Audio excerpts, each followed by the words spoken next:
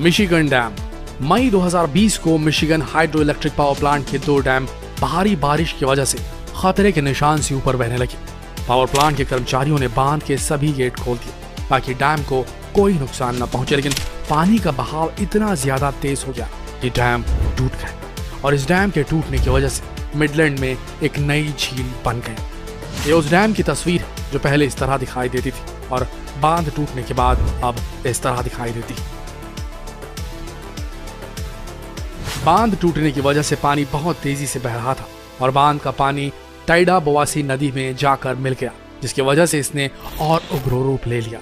इस बाढ़ के रास्ते में जो भी आया उसने सब कुछ तबाह कर दिया, यहाँ तक कि इसने एक भारी भरकम ब्रिज को भी नहीं छोड़ा। बिल्कुल एक तिनके की तरह इतना बड़ा ब्रिज बह गया। इसके साथ साथ जंगल और कई मैदानी क्षेत्र भी तबाह हो गए। पूरे इलाके में 2.7 मीटर की गहराई तक पानी भर चुका था और यह मिशिगन वासियों के लिए अब तक की सबसे खतरनाक घटना थी।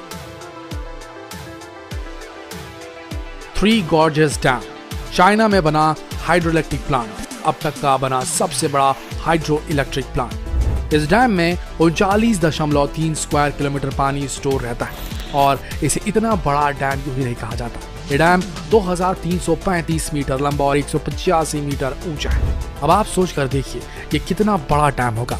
लेकिन 2020 के जुलाई के महीने में यहाँ पर इतनी ज्यादा वर्षा हुई कि इस डैम के पानी का लेवल 167 मीटर ऊंचा चला गया और जो भारी भरकम कंक्रीट की दीवार थी जिसका वजन 65.5 मिलियन टन था, वो भी इस बांध के पानी को नहीं रोक पा रही थी और धीरे धीरे बेंड होते जा रहा था। इसी की वजह से 19 जुलाई 2020 को वहां की सरकार ने बांध के पानी को छोड़ने का निर्णय लिया। बांध के सभी 11 के 11 गेट खोल दिए गए और जैसे इन गेट्स को खोला गया 49.2 मिलियन लीटर पानी प्रति सेकंड के हिसाब से बहने लगा। ये इतना तेज बहाव था कि ये 27 ओलंपिक साइज के स्विमिंग पूल को पल भर में भर सकता था।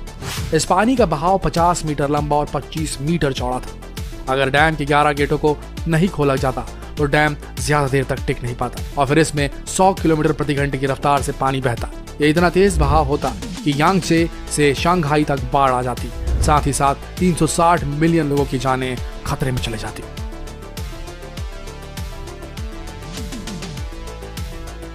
Puerto Rico dam.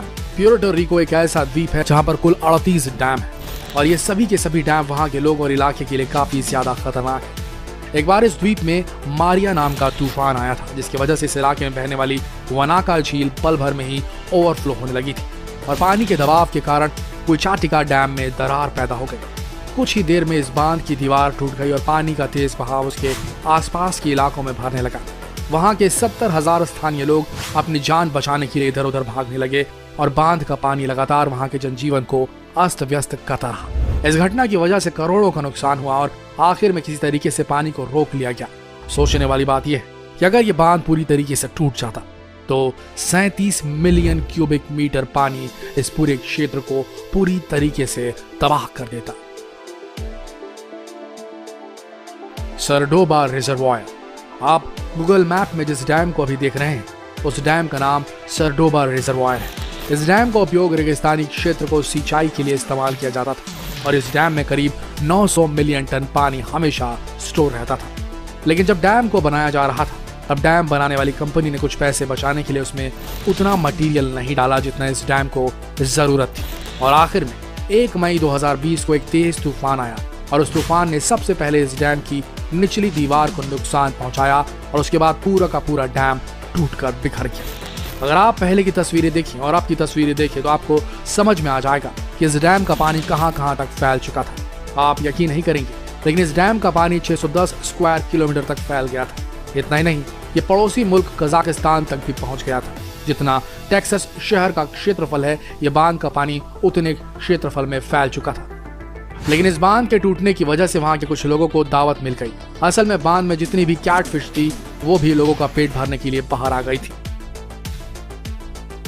लोआस डैम।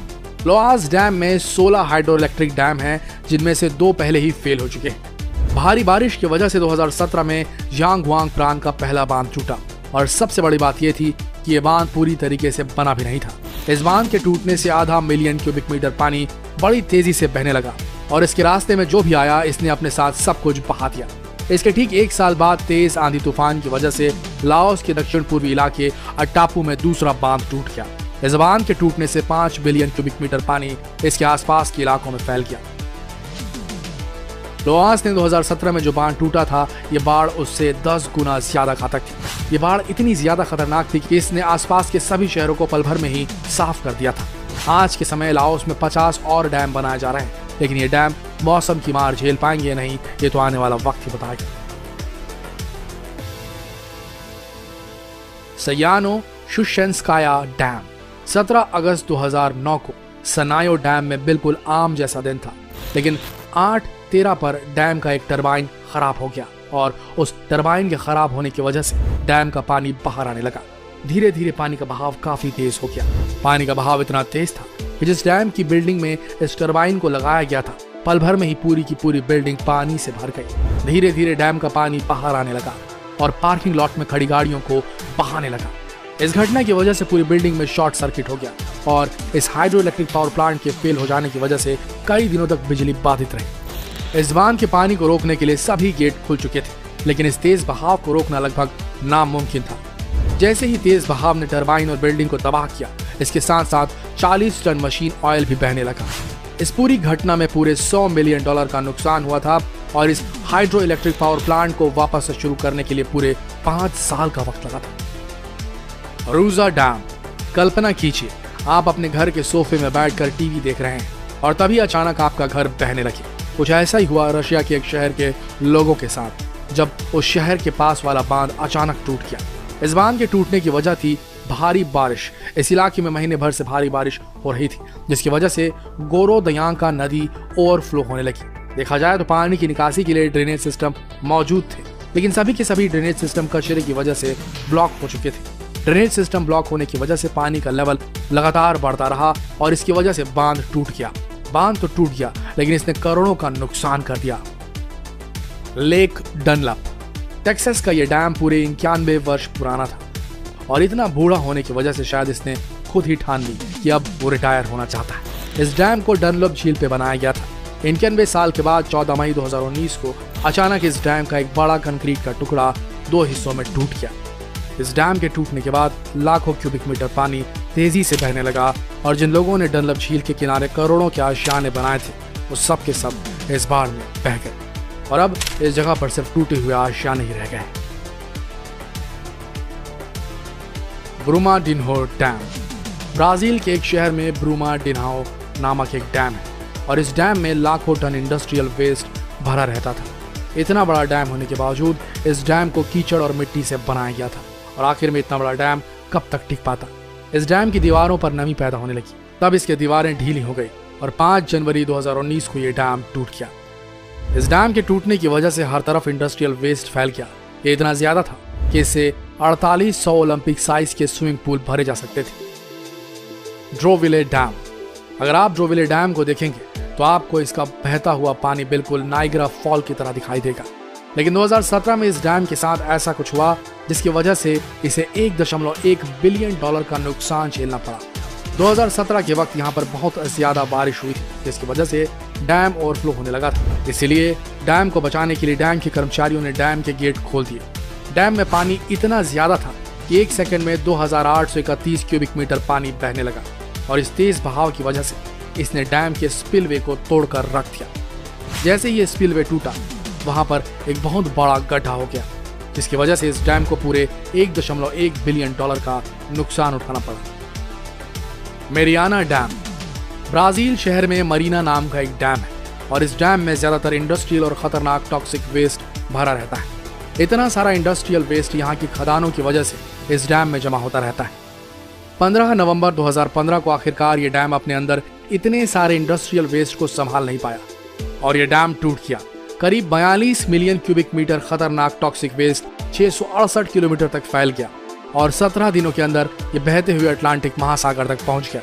इस घटना की वजह से खदानों के मालिकों को $4.8 बिलियन का जुर्माना लगाया गया, लेकिन इस बांध की वजह से जो लोग इस बांध का शिकार हुए थे, उन्हें कोई मुआवजा नहीं मिला। देखिए, हम इंसान कितनी भी दुहाई दे दे अपनी टेक्नोलॉजी की, अपनी एडवांस इंजीनियरिंग की, भले हम कह लें कि ऑस्ट्रेलिया का गार्डन डैम शान से नदियों को रोक कर खड़ा है। भले हम कह लें कि अमेरिका का मोंटेसेला डैम शान से नदियों को रोक कर खड़ा है, लेकिन यह बात तो सत्य है कि जब प्रकृति को गुस्सा आता है तो बड़े से बड़ा डैम टूट जाता है। वहाँ एडवांस इंजीनियरिंग काम नहीं आती। ये आप इस वीडियो में देख चुके हैं। आपका क्या कहना है कि हम इंसानों को प्रकृति से खेलना अब बंद नहीं कर देना चाहिए? कमेंट सेक्शन में जरूर बताइएगा। मिलते हैं अगले वीडियो में। तब तक के लिए आप सबका इस वीडियो के अंत तक बने रहने के लिए दिल से धन्यवाद।